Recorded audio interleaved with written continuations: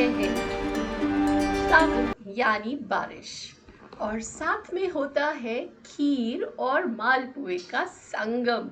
आहा। हमारे यहाँ पर हमारी सासू माँ ने सिखाया कि कोशिश करके शुक्ल पक्ष वाले संडे में मालपुए खीर बनाओ, और साथ में गुग्गे, जिसको कि आप सब गुलगुले के नाम से जानते हैं, वो भी बना लो। और फिर खेत, खलिहान, चौराहे और नल, मंदिर, इन सब जगहों पर गुग्गा यानी कि गुलगुले जो हैं उनको कच्चे दूध के साथ और खीर थोड़ा थोड़ा उनको सब जो है जगहों पर रख के आओ।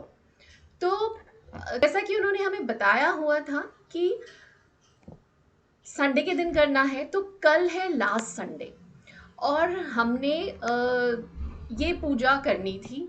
तो हमने सोचा कि आप सबको भी इसके बारे में बता दूं। इसके बारे में और जानने के लिए ना हमने अपनी ननद जी से पूछा कि क्या कारण है संडे का, इसकी भी क्या कोई कथा है। तो जो पता चला ना, उससे मन प्रसन्न हो गया, और जो मेरा सर है वो नमन में झुका मेरे पति की दादी जी के लिए। संडे को इसको करने का जो कारण है ना, उसके पीछे कोई प्रथा, कोई कहानी कुछ भी नहीं है, परंतु एक बहुत ही प्रैक्टिकल अप्रोच थी। आज के समय में कहेंगे way ahead of a times and forward thinking वाली दादी जी।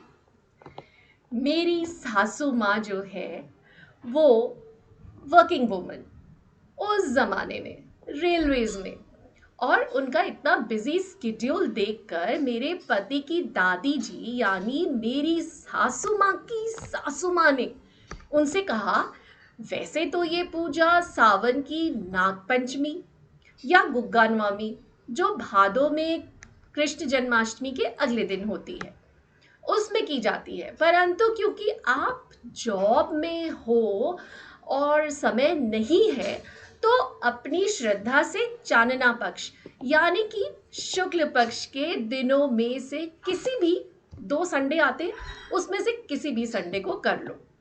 तो वहां से शुरुआत हुई ये संडे को पूजा कर लेने की। तो अगर आपने भी अभी तक किसी प्रकार की व्यस्तता के कारण अभी तक अपने घर में खीर और मालपुए नहीं बनाए, तो कल का दिन भी है, और इसका ध्यान रखना ज़रूरी है कि आप कच्ची लस्सी को 5 जगहों पर यानी कि खेत, खलिहान, नल और चौराहा और मंदिर, घर पर अवश्य रख दें। क्योंकि कहते हैं ना, बारिशों में धरती के देवता परेशान होते हैं, उनके घरों में पानी चला जाता है, तो बस उनका ही नमन और उनसे माफी भी। तो इससे ये भी पता चलता है कि सनातन संस्कृति हमेशा प्रकृति उपासक है। जैसे सूर्य को हम साक्षात देव मानते हैं ना, वैसे ही खेत खलिहान और नाग देवता और उनके गणों की भी उपासना एवं सेवा की जाती है। हर जीव जंतु और पेड़ पौधे को हम उनके प्रति श्रद्धा भाव रखते हैं, और मेरे ख्याल से ग्रैटिट्यूड सिखाती है हमारी सनातन संस्कृति हमें।